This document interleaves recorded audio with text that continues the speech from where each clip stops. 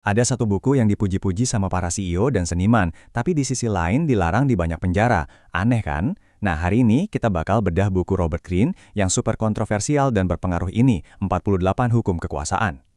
Terus ini buku apaan sih sebenarnya? Apakah ini semacam panduan buat kita biar sukses? Atau jangan-jangan ini malah kitab sucinya para sosiopat buat memanipulasi orang lain? Yuk kita cari tahu bareng-bareng. Nah, ini dia nih yang bikin menarik. Di satu sisi, buku ini tuh jadi fenomena global, laris banget di seluruh dunia, dibaca sama para bos besar dan seniman-seniman keren. Tapi di sisi lain, buku ini dianggap bahaya banget, sampai-sampai dilarang di banyak penjara. Katanya sih bisa ngajarin orang jadi manipulatif. Oke, sekarang kita coba masuk lebih dalam ke filosofi dasarnya ya. Sebenarnya apa sih ide utama yang jadi landasan dari ke-48 hukum ini? Menurut Greene, kekuasaan itu kayak gravitasi aja. Dia ada di mana-mana, netral, nggak baik, nggak jahat. Ini tuh sebuah permainan sosial yang, ya, amoral. Kalau kita cuek aja, bukan berarti kita aman loh.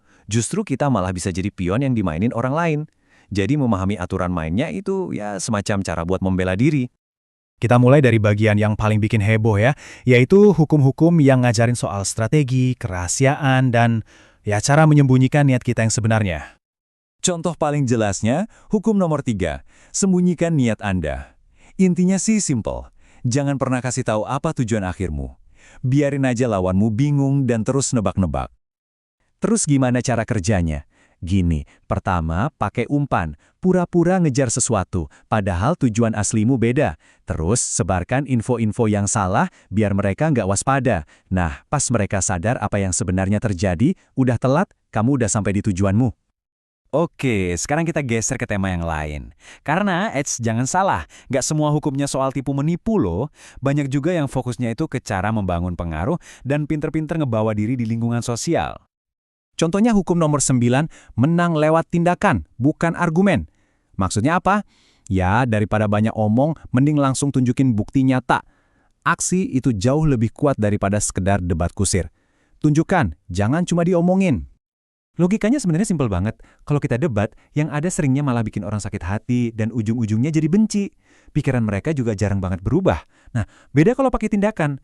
Tindakan itu ngasih bukti yang nggak bisa dibantah. Itu kayak nunjukin langsung, bukan cuma ngasih tahu. Dan yang paling keren, orang lain jadi ngerasa seolah-olah mereka nemuin kesimpulan itu sendiri. Nah, dari semua ini, kita jadi sampai ke pertanyaan utamanya. Jadi sebenarnya 48 hukum kekuasaan ini apa? Apakah ini sebuah alat buat kita bertahan hidup atau sebuah senjata buat memanipulasi orang? Oke, jadi ada dua kubu di sini.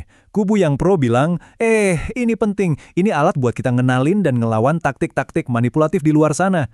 Tapi kubu yang kontra bilang, wah, bahaya ini, buku ini justru bikin orang jadi paranoid, sinis, ngerusak kepercayaan, dan intinya jadi manual untuk menjadi manipulator ulung. Jadi intinya mungkin bukan soal ngasih label baik atau buruk ke bukunya, tapi lebih ke gimana kita bisa paham kompleksitas dari kekuasaan itu sendiri dan juga perdebatan panas yang ada di sekitarnya. Pada akhirnya, buku ini seolah-olah melempar pertanyaan balik ke kita semua. Kekuasaan itu nyata, ada di mana-mana, itu fakta. Pertanyaannya bukan lagi apakah permainan ini ada atau tidak, tapi peran apa yang mau Anda mainkan. Anda mau jadi penonton pasif aja di pinggir lapangan? Atau mau jadi pemain yang sadar dan tahu aturan mainnya? Nah, pilihannya ada di tangan Anda.